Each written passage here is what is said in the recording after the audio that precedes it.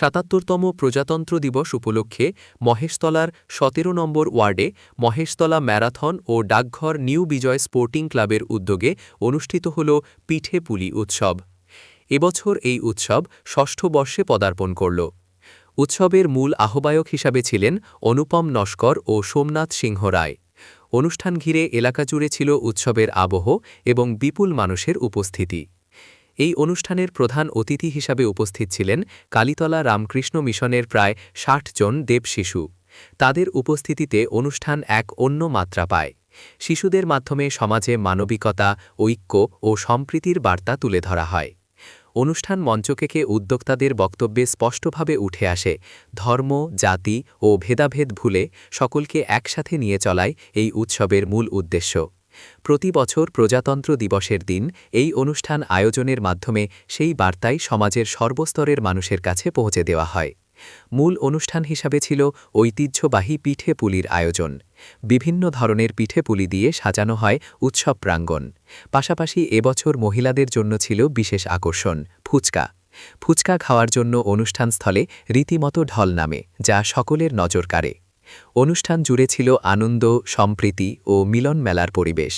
শিশু থেকে বয়স্ক সবাই এই উৎসবে সামিল হয়ে প্রজাতন্ত্র দিবসকে এক অন্যভাবে উদযাপন করেন। সব মিলিয়ে মহেশতলায় অনুষ্ঠিত এই পিঠেপুলি উৎসব শুধু একটি খাদ্য উৎসব নয়, বরং সামাজিক ঐক্য ও সম্প্রীতির এক উজ্জ্বল নিদর্শন হয়ে উঠল। খুবই ভালো লাগছে। অনেক বছর ধরে এখানে হচ্ছে, আমি প্রত্যেক বছরই আসি। খুব সিস্টেম্যাটিকভাবে এখানে হয়, সবাই আনন্দ করে পিঠে খায়। আমরা যেটা দেখি এই পিঠেপুলি উৎসব ঘরে ঘরে আমাদের হয়, মানে মা বোনেরা, মানে আমাদের দিদারা, ঠাকুমারা আমাদের ছোটোবেলা থেকে এসব বানিয়ে বানিয়ে খাওয়াতো। কিন্তু এটা যে এরকম উৎসবে পরিণত হয়েছে, এটা ভেবে মানে এটা দেখতে খুবই ভালো লাগে। প্রচুর লোক আসে এবং এখানেও প্রচুর লোক আছে। খুবই ভালো লাগে আমাদের, আমরা খুব আনন্দ সহকারে এটা পালন করি। ভীষণ ভালো লাগে, এটা একটা নতুনত্ব, মানে এরকম আমাদের এখানে হয় না। আজকে আমাদের সোমনাথ দা, অনুপম, আমাদের চিত্তদা, এখানে অনেকেই আছে। মানে এই মেইন যে উদ্যোক্তা, এই উদ্যোগ নিয়ে যে করে, সত্যি ভীষণ ভালো লাগে। এই অভাবনীয় ভাবনা ভীষণ ভালো লাগে।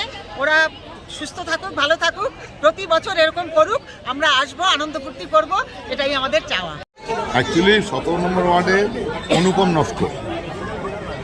অনুপম নস্কর দীর্ঘদিন থেকে সোশ্যাল কাজ করে আসছে। সেই অনুযায়ী শুধু এই পিঠেপুলি নয়, এর সাথে সাথে একটা মহেশতলা ম্যারাথন করে, সেটা আমাদের বাংলা থেকে বহু জায়গা থেকে প্লেয়াররা তারা এসে তারা এখানে অংশগ্রহণ করে। আরও বিভিন্ন প্রোগ্রামের মাধ্যমে অনুপম কিন্তু সোশ্যাল কাজের মধ্যে থাকে। আর এই পিঠেপুলি এটা অ্যাকচুয়ালি সত্যি কথা কি, আমি এই প্রথম এসেছি। কেমন লাগছে?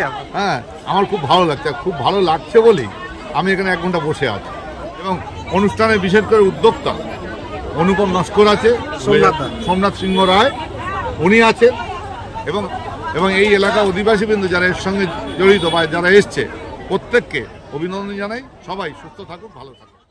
এখানে যারা উদ্যোক্তা, এই যে পিঠেপুলির অনুষ্ঠান কিন্তু আমাদের এখানে কোথাও আমাদের চোখে পড়ে না। এখানটা অনুপম দা আছেন, সোমনাথ দা আছেন, এনাদের উদ্যোগে যে এই পিঠেপুলি অনুষ্ঠানে আসতে পেরে আমি ধন্য, আমার খুব ভালো লাগে। এই যে গোটা মহিলারা এক জায়গায় একত্রিত হয়েছে, আমাদের এত পুরো মেলার অনুষ্ঠান, মেলায় যে আমার লোকজন এলে খুব ভালো লাগে। সব মহিলারা একসাথে হয়েছি আমরা, খুব আমাদের ভালো লাগছে, খুব আমরা আনন্দ করছি। উৎসব মহেশতলা ম্যারাথন এবং মহেশতলা জলকল নিউ বিজয় স্পোর্টিং ক্লাবের উদ্যোগে আমরা ষষ্ঠ বর্ষে পদার্পণ করলাম। এবং আমরা যেটা আমাদের মূল ভাবনা ছিল যে যেসব সংস্কৃতি, খাবার দাবার আমাদের হারিয়ে যাচ্ছে, সেইগুলোকে ফিরিয়ে আনার লক্ষ্যে আমরা নিরলস প্রয়াস করছি। বিভিন্ন খেলাধুলার মাধ্যমে আমরা পুরনো খেলাগুলোকে ফিরিয়ে আনছি। সেখানে আমরা ঠিক করলাম যে আমরা একটা পিঠেপুলি উৎসব করব। ১৭ নম্বর ওয়ার্ডে মহেশতলায় আমরা এই পিঠেপুলি উৎসব করছি। এবং মানে একটা ব্যাপার আমাদের আছে, আমাদের এখানে থিম হচ্ছে আজকের আমরা সবাই কিন্তু খুব সাধারণভাবে আমরা সবাই যারা নিমন্ত্রিত ব্যক্তি এসেছেন, প্রায় ৩.৫ থেকে ৪,০০০ আমাদের লোকের আয়োজন। পিঠেপুলি চলছে, আমাদের এখানে ফুচকার আয়োজন করা হয়েছে, সেই সঙ্গে নারকেল পিঠে, তেলের পিঠে এবং ভেজ পকোড়া পায়েস ইত্যাদি দিয়ে আমরা অতিথিদেরকে বরণ করব। আমরা এখানে আজকে আমাদের যে মূল লক্ষ্য, আমরা কিন্তু আমরা সবাই সাধারণ মানুষ। আমাদের এখানে আশুতি রামকৃষ্ণ বেদান্ত আশ্রমের প্রায় 50-55 জন দেব শিশু আমাদের সঙ্গে অংশগ্রহণ করেছেন এবং তারাই আমাদের গেস্ট। সবাই প্রতিটা নিমন্ত্রিত ব্যক্তিকে কিন্তু পাতা নিয়ে বুফের লাইনে দাঁড়িয়ে খেতে হবে। আর আমরা কিন্তু এদেরকে আমরা নিজেরা সবাই মিলে পরিবেশন করব। আমাদের যারা মানে আধিকারিক আছেন, যারা অন্যান্য গেস্ট আছেন, পদাধিকারী আছেন, তাদেরকে ডেকে এনেছি আমরা কিন্তু নিজের হাতে ওদেরকে পরিবেশন করব। এইটাই আমাদের লক্ষ্য। আমাদের আজকের প্রধান অতিথি আশুতি রামকৃষ্ণ বেদান্ত আশ্রমে 50-55 জন আবাসিক দেব শিশু।